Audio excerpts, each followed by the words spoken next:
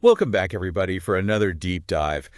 Today, we're looking at chronic anxiety as responsibility, a detailed examination. And it's an interesting one. It's really got me thinking about how much of what we call responsibility is actually, uh, anxiety in disguise. Yeah, that's a really interesting question, isn't it? Our culture really seems to celebrate those people who are always on the go, the super organized overachievers. But what if all that planning and that constant need to be in control, what if it's actually fueled by anxiety? Right, it's like all that hustle culture stuff we hear so much about. Is that really about being responsible, or is it more like this fear that we're not doing enough or not achieving enough? That's exactly what this text is exploring. It actually points to like three main root causes of this anxiety that we're mistaking for responsibility. Okay, well, let's hear them. So first, you've got a lack of trust. And this can be lack of trust in ourselves and other people, or even just like in the world in general.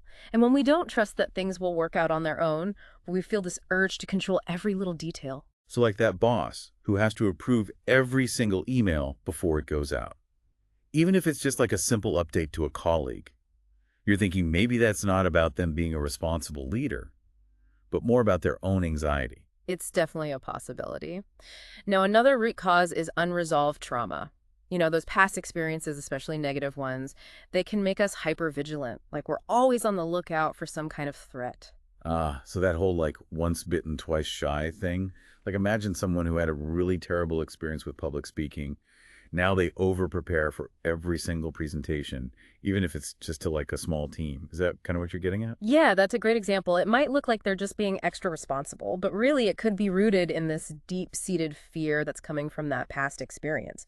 And then the third one, well, it's a good old-fashioned perfectionism. That classic fear of failure, that feeling that our worth is tied to our accomplishments. But hold on a sec. Wouldn't a certain amount of planning and preparation be considered healthy?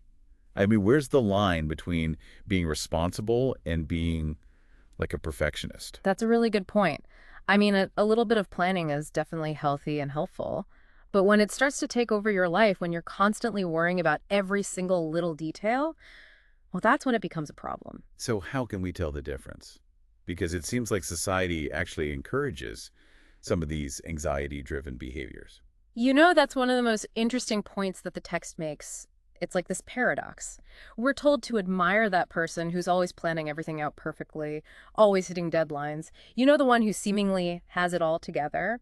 But we rarely stop to think about the anxiety that might be driving all of that. Yeah, I know I've definitely fallen into that trap. You see someone who's like super organized and on top of everything, and you think, wow, I wish I was more like that.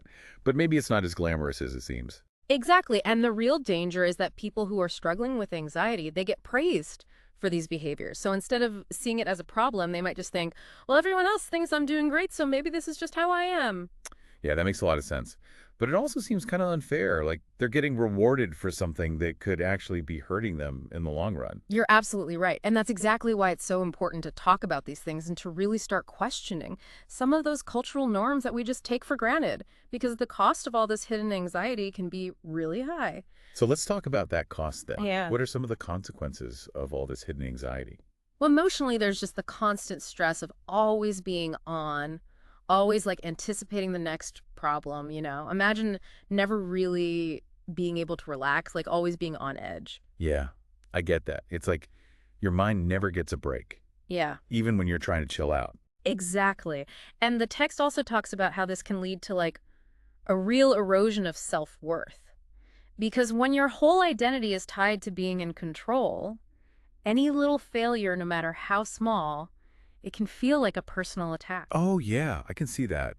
Like setting yourself up to always feel like you're not good enough. Right. And then there's the loss of joy. When you're so busy focusing on everything that could go wrong, you miss out on all the good stuff, the simple pleasures. I've definitely been there. So worried about getting everything right that I forget to actually enjoy what I'm doing. It's a really common trap, but it's important to remember that this isn't just an emotional thing. Chronic anxiety can have real physical consequences too. Oh, wow. Like what? Well, sleep problems are huge. When your mind is constantly going, it's really hard to switch off, so falling asleep and staying asleep can be a real struggle. And we all know lack of sleep just makes everything 10 times worse. Yeah. It's like this horrible domino effect. Exactly. Yeah. It impacts your mood, your energy levels, your focus, and over time, all that chronic anxiety, It can even contribute to more serious health problems like high blood pressure or even heart disease. That's kind of scary, isn't it? Yeah, it is. And even your digestive system can be affected too. Stress and anxiety can manifest as stomach aches, indigestion. Some people even develop ulcers. So it's like a whole body impact. It really makes you realize how important it is to address this, not just for our mental health, but for our physical health too. Absolutely. And let's not forget about the impact on our relationships. Yeah, that's true. All that worry and that need to control everything, it can't be easy on the people around us. It can definitely create some tension.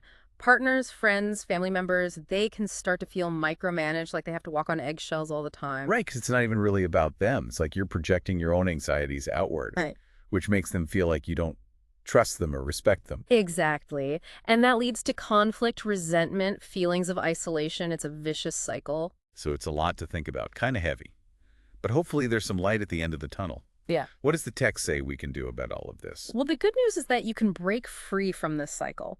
The text outlines some really practical strategies for taking back control and building a healthier, more balanced life. Okay, I'm all ears. Let's hear those strategies. It all starts with getting curious about your own patterns. Ask yourself, why do I feel this need to control everything? What are the fears and insecurities that are driving this behavior? So it's not about judging ourselves, but more about trying to understand those feelings. Exactly. And for some people, this might even involve seeking professional help. The text mentions therapy as an option. Things like cognitive behavioral therapy or CBT. Have you ever looked into therapy? Not personally, but I have heard good things about CBT. It can be really helpful. You basically work with a therapist to identify and challenge those negative thought patterns, the ones that contribute to your anxiety. It's about learning to interrupt those automatic thought loops and replacing them with more realistic and helpful thoughts. That's interesting. What if therapy isn't an option, though? Are there things people can do on their own? Absolutely. The text also talks about cultivating trust and flexibility. Okay, so what does that look like in real life? Well, one of the biggest things for a lot of people is perfectionism. It's about learning to accept that mistakes are going to happen, that it's okay to not be perfect all the time. That's easier said than done, though, right? It's like we're so conditioned to strive for perfection that anything less feels like a failure. And it's exhausting. Trying to be perfect all the time just sets you up for disappointment because no one can live up to those standards. Learning to embrace imperfection, celebrate progress over perfection, that can be a real game changer. Yeah, I think you're right about that. So embracing imperfection, that's one part of it. What else is there? Learning to trust other people, this can be a huge step for people who are used to carrying the weight of the world on their shoulders. I know some people like that. I bet it's hard to let go of that control. It can be, but it's so worth it. It might mean delegating tasks at work, asking for help from friends and family, or just learning to rely on others a little bit more. It's realizing you don't have to do it all alone. It's like spreading the weight around sharing the load. Yeah, it's like you're sharing the responsibility, so it doesn't feel so heavy on any one person. Exactly. And you might even find that it strengthens your relationships when you start trusting others and working together as a team. For sure. And speaking of teamwork, let's talk about something that often gets overlooked: rest and relaxation. Okay, now you're talking my language. Mm. I am a huge believer in the power of rest. But it's tough, isn't it? It feels like our culture is all about that go, go, go mentality. Like we're supposed to be productive every minute of every day. Yeah, I know what you mean. Yeah. But this text makes a really interesting point. Rest isn't a luxury. It's a necessity. It's essential for our well-being, and it's actually a key part of being truly responsible. I know that when I'm burned out and exhausted, I'm not good at anything. Work, relationships, even just taking care of myself. Right, when you're running on empty, you can't show up fully for anything. So it's almost like rest is an investment. You take the time to recharge so you can be more present and effective in other areas of your life. That's a great way to think about it. And remember, taking care of yourself isn't selfish, it's self-preservation. It allows you to be more present, more patient, and ultimately more responsible in every aspect of your life. Okay, so let's do a quick recap of what we've talked about today. We started by exploring this idea that anxiety can often masquerade as responsibility, and that it can be driven by things like lack of trust, past trauma, or that pressure to be perfect. And then we talked about how society often reinforces these anxiety-driven behaviors, which makes it even harder to recognize them for what they are. Right, and how that can have all these negative consequences, not just for our emotional well-being, but for our physical health and our relationships too.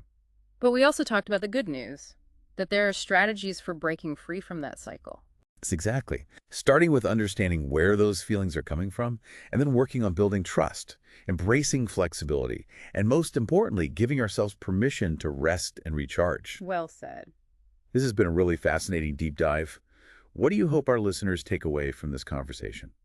I hope they walk away feeling empowered to really examine their own behaviors. To ask themselves, is this coming from a place of genuine responsibility? Or am I letting anxiety call the shots? That is such a good question. And I'd love to hear from you, our listeners. What resonated most with you today? Was there a specific strategy you're excited to try? Or maybe you just feel validated knowing that you're not alone in this? Whatever it is, remember that taking care of your well-being is so important. It's the foundation for a more balanced, joyful, and fulfilling life. And that's what we all deserve. Absolutely. Thanks for joining us on this deep dive into anxiety and responsibility. Until next time, take care of yourselves and remember, sometimes the most responsible thing you can do is prioritize your own well-being. Yeah.